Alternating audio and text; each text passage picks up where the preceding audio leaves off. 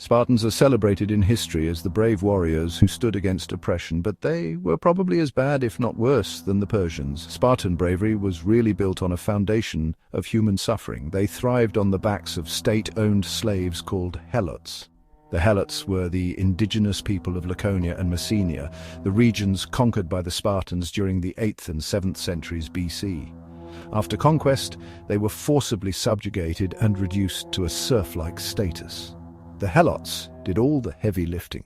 They were required to farm the land to produce food for the state and their masters.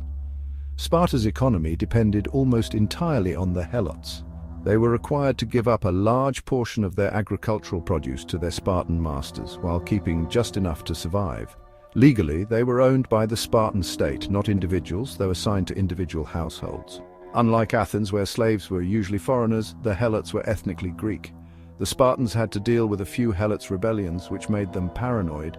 They lived in constant fear of more rebellions, since helots vastly outnumbered them. Due to this, the Spartans formed the Crypteia, a brutal secret police that kept them in check through terror and violence.